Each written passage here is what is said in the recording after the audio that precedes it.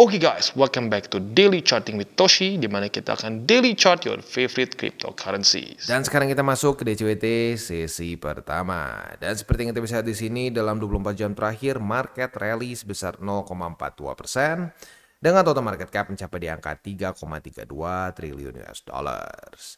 Nah, untuk BTC sendiri kita bisa lihat di sini ya, dia berhasil mantul di atas dari 104.944 setelah nge-wick cukup dalam di angkanya di 103.627 ya. Jadi sempat nge-wick dalam tapi berhasil mantul. Wah, ada apa nih ya?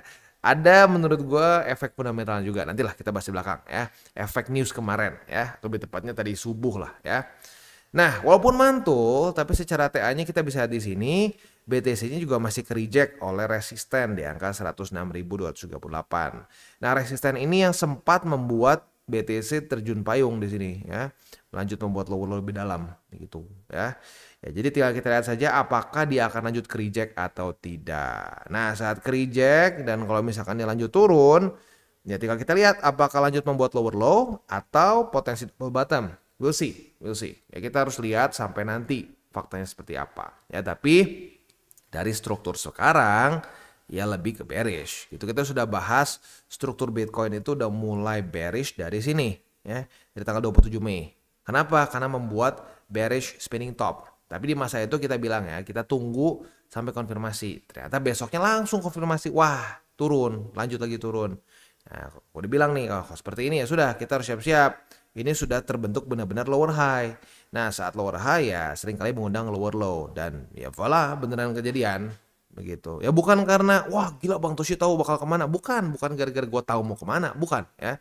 Ya memang statistically seperti itu, seringnya seperti itu ya, cukup besar akan lanjut gitu ya. Ya sudah, sekarang tinggal kita lihat saja apakah dia lanjut ke reject-nya di sini. Kalau dia lanjut ke reject, lanjut membuat lower low nggak gitu ya, karena ini struktur 103.000 ini cukup penting nih kalau gue perhatiin ya. Cukup lama Bitcoin sideways di sini. Nah, biasanya kalau cukup lama seperti ini, ya dia akhirnya bisa menjadi daerah support yang kuat juga. We'll see lah ya. We'll see. Kemarin sempat di retest sekali sih tanggal 31 Mei ya. Ya, jadi ya kita lihatlah kalau sampai ke sini lagi apakah dia berhasil nahan atau tidak gitu ya. Oke, nah langsung aja kita ngomongin newsnya nih ya. Ini berhubungan sama Bang Jerome ya. Kita sudah bahas di DCWT sesi pertama kemarin bahwa Bang Jerome ada speech ya jam 12 malam ya. Nah, hasilnya seperti apa nih ya? Hasilnya ternyata tidak ada singgungan sama sekali. Awalnya gue pikir ini speech ada ya mungkin bisa nyentil sedikit lah urusan tarif untuk urusan kebijakan. Ternyata enggak ya. Jadi konteks dulu, ini tuh speech di acara International Finance 75th Anniversary Conference ya. Nah, jadi di sini ya bentuknya ya benar-benar speech. Awalnya ya mungkin kan ya kayak biasalah ya. Thank you buat ini, dan ini juga ada yang kayaknya ada yang baru meninggal nih, siapa nih nggak tahu lah ya. Dan seterusnya lah ya. Lalu ada ya kayak speech in general aja lah. Tapi gue pikir ya mungkin ini akan ada sentilan-sentilan sedikit oleh dia ya. Mungkin nyentil kebijakan tarif dan lain-lain. Ternyata enggak. Ya gue udah sempat baca tadi ya udah enggak, ternyata netral-netral saja ya. Jadi ya mungkin ini membuat market ternyata tidak ada kata-kata yang bearish, tidak ada kata-kata yang hawkish ya. Jadi ya dia sempat nge-wick dulu kan ya, anticipate si Jerome ngomong apa, tahunnya udah keluar, ya naik lagi mungkin ya, tidak ada permasalahan gitu mungkin ya. Ya jadi itulah mungkin kurang lebih ya yang menyebabkan kenapa nge-wick dan balik lagi gitu. Ya untung Bang Jerome nggak aneh-aneh ya. Ya tapi overall sih kalau menurut gua everything still the same berarti ya. Maksudnya still the same, tidak ada perubahan. Kita tinggal lihat saja lagi nanti ya, semoga ini urusan tarif cepat beres, karena kalau tarifnya beres ya tidak ya kasarnya kok sampai tarif ini dibatalkan oleh US Court dianggap ilegal. Nah, ini bisa membuat ini bisa membuat the Feds mulai melakukan monetary policy yang lebih loose gitu ya. Ya semoga cepat waras lah si Bang Donald tuh, si Donald Trump ya, supaya nggak main-main terus tarif begitu ya. Oke, next economic calendar untuk hari ini dari US kita akan keluar lagi nanti malam jam 9 JOLTS job openings. Itu jam 9 malam, sekali lagi buat lo yang punya posisi futures dekat-dekat jam 9 malam masih belum kena target TP, boleh pertimbangkan untuk tutup posisi ya. Itu buat yang konservatif minimal, buat yang agresif minimal pasang SL ya. Oke, kita akan langsung aja lihat ke DXY. Untuk DXY kondisinya itu dia mulai ada penguatan lagi ya, mulai ada penguatan lagi. Tapi trajectory-nya in general masih bearish, which is good ya. Next BTCD kita bisa di sini mulai terjadi corrective movement ya. Jebol struktur 64,26 tapi sekarang masih ketahan oleh MA50 di daily ya. Nah, kita lihat apakah ini akan lanjut membuat higher lagi atau tidak. Balance sheet sih ya masih sama ya, trajektorinya masih terus turun gitu ya.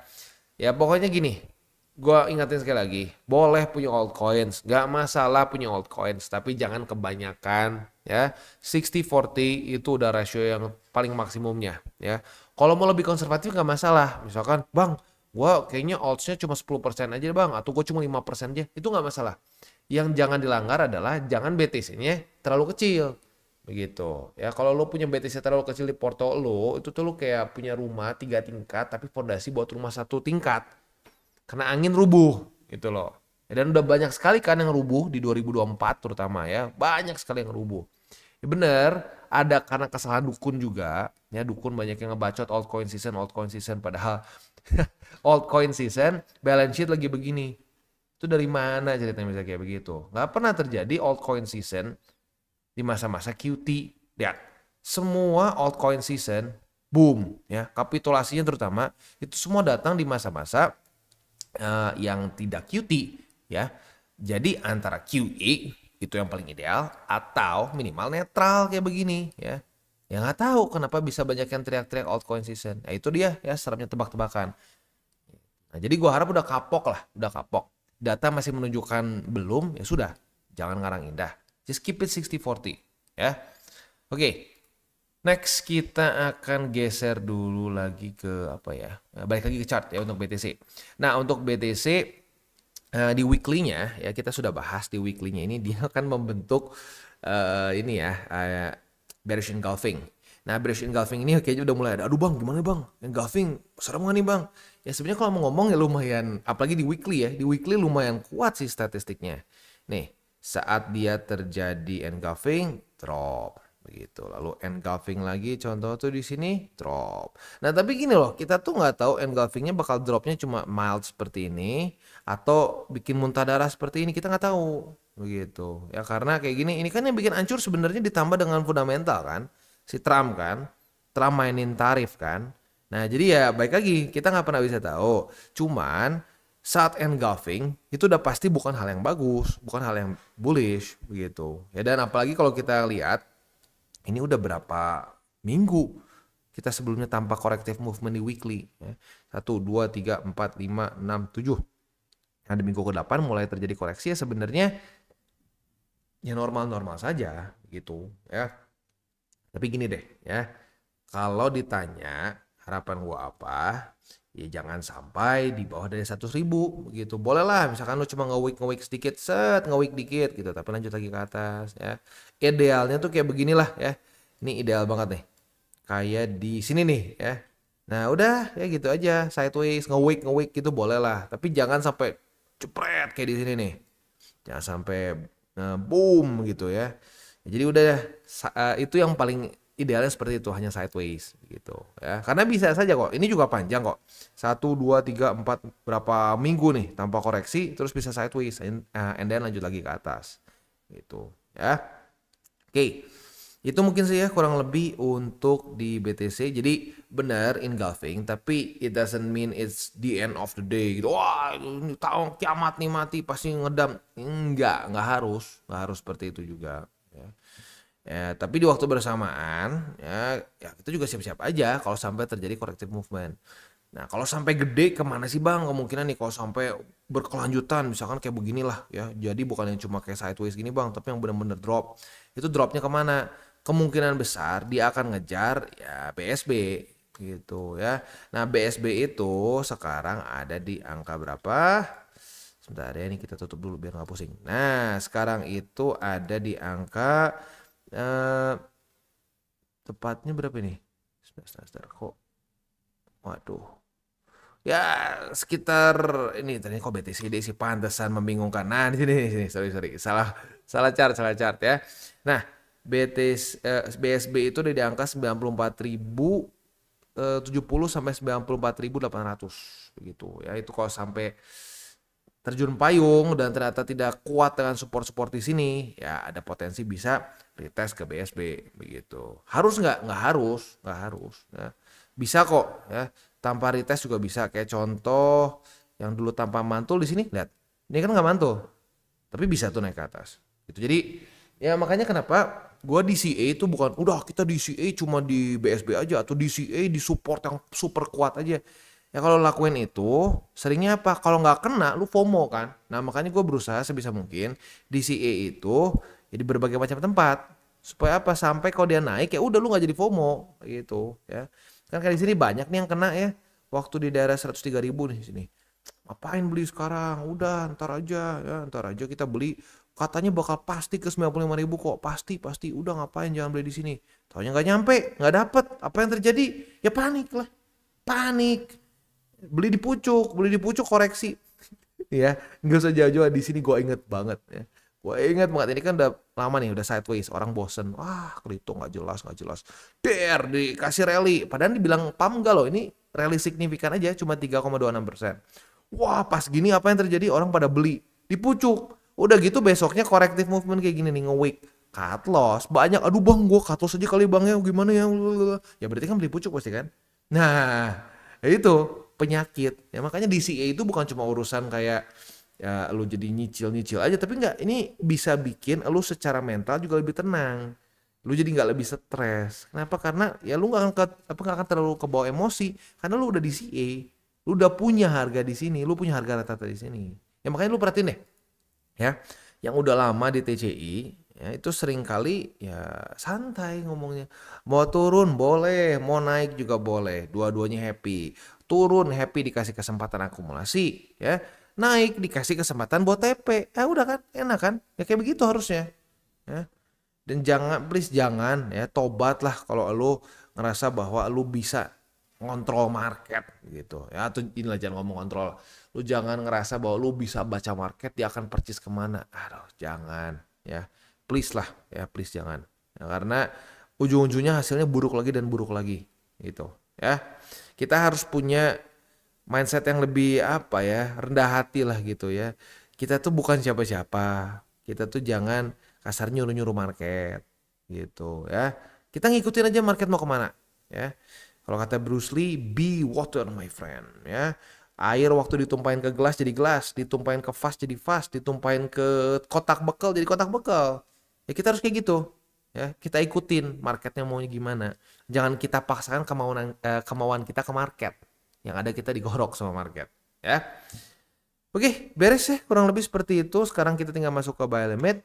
Tetapi sebelum kita masuk ke buy limit, seperti biasa, gua akan disclaimer dulu bahwa semua konten dari TCI bukanlah financial advice. Ini semua bentuknya adalah edukasi ya. Lalu bagaimana cara untuk mendukung TCI? Ada banyak caranya. Lu bisa like our video, bisa share our video, atau juga bisa menggunakan link referral kita di bawah. Dan sekarang kita akan dengar lo pesan-pesan dari sponsor kita pada hari ini. Oke, today's video is brought to you by Margex. Jadi Margex ini adalah suatu platform untuk kita trade futures, mainly futures, walaupun kita juga bisa convert di sini ya, seperti ke BTC, ETH dan lain-lain. Ya, tetapi kalau gue perhatiin di sini, fokus mereka itu lebih ke trading futures. Nah, apa saja yang unik? Yang unik yang pertama mungkin yang paling menarik adalah mereka ini sedang ada event. Ya, jadi ada trading competition yang price poolnya sebesar 1000 USD. Ya, jadi setiap 1 juta dalam bentuk volume ya in trades ini adds 100 USD. Ya, ini kemungkinan besar dalam bentuk kredit ya, jadi bisa tambahan lagi untuk margin lo lah begitu. Ini berlangsung dari tanggal 25 Mei sampai tanggal 30 Juni. Nah, seperti yang gue tadi sudah ngomong di depan ya, ini fokusnya lebih ke futures, maka dari itu lebih cocok untuk intermediate sampai ke advance ya, karena untuk para newbie ya lebih baik fokus dulu TA-nya, pelajari dulu dengan baik, punya SOP yang tepat ya. Nah, baru mulai. Dan itu pun gue sarankan cobain dulu si live demonya. Live demonya udah lancar, nah silahkan bisa lagi juga lo tinggal langsung perpetual futures begitu. Dan di sini rata-rata leverage-nya bisa sampai ke 100x begitu ya. Nah, lalu kalau kita juga di sini ya, mereka itu sudah usernya mencapai 500.000, daily trade-nya 180, dan yang ini penting juga nih ya, $0 loss di sini ya. Jadi tidak ada dana klien yang pernah hilang ya. Dan dia sudah serve 153 countries ya. Nah, Selain itu juga di sini mereka ada copy trade ya, dan juga beberapa hal yang unik juga mengenai si Margex ini adalah mereka ini memiliki liquidity yang bagus ya. Jadi buat lo yang mungkin masih ngerasa, aduh bang ini kadang-kadang gue trading futures tuh masih ordernya nggak kemakan lah ya, lalu si order booknya jauh gitu si buy sell-nya. Nah di sini nggak, mereka liquidity-nya very good ya. Lalu juga mereka di sini ada MP Shield system, jadi akan lebih secure lagi. Copy trading dengan one click dan juga live supportnya 24 hours. Jadi ya cukup menarik lah ya. Buat lo yang pengen coba silakan bisa menggunakan link reflector di bawah ya, dan juga buat lo yang tertarik untuk ikutan eventnya, ini masih cukup panjang sampai tanggal 30 Mei ya. Jadi sekali lagi buat lo yang tertarik untuk coba trade di Margex, boleh pertimbangkan untuk menggunakan link reflector di bawah dan mulai trade di Margex. Dan kita masuk ke Bitcoin. Untuk Bitcoin kemarin sudah terjadi retest pertama di angka 104.944,75. Artinya kalau sampai terjadi retest kedua pada hari ini, kita bisa buka posisi long. Nah, jadi kita bisa ngelimit ya. Kita bisa limit posisi long di angka 100 berapa nih? 104.944. Ya, itulah. Itu kurang lebih untuk setupnya ya. Ini kan udah limit ya. Sip, kita tinggal long. And then oke ya. Sip. Next kita langsung ke spot berarti ya. Langsung ke spot. Untuk posisi spotnya ada di angka 104.944,75, 103.062 USD dan di 101.199 ya. Oh ya, lupa ini ya, lupa TP-nya. Nah, TP-nya ya berarti otomatis di sini ya di 106.000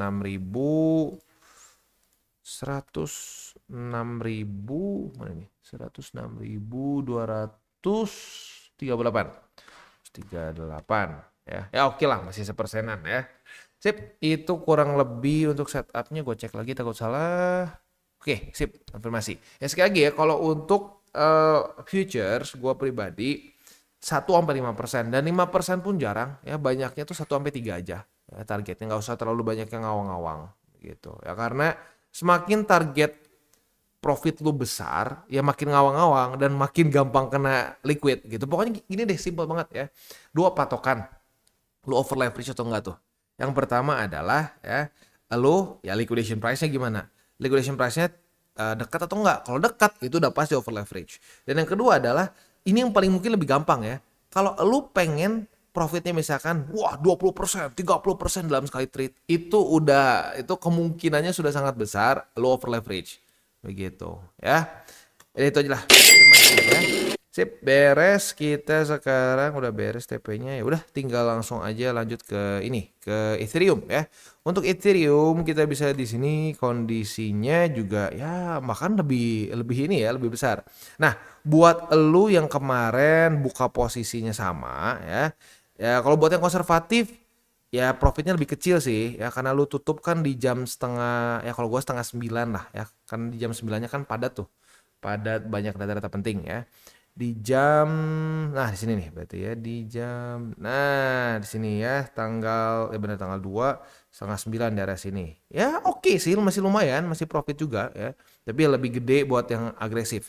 Yang agresif kena target TP di MA20 begitu. Jadi buat yang agresif kemarin profitnya wah not bad ya, 3,34 ya. Buat yang lebih konservatif dan tutup di jam rawan ya lebih kecil. Lebih kecil. Di sini berapa sih, coba kita lihat ya. Nah sini ya, oke ya 1%. Ya oke lah ya, masih kena kok 1-5% kan targetnya. Oke, itu kurang lebih untuk SATA futuresnya yang kemarin ya, yang sudah kena target TP.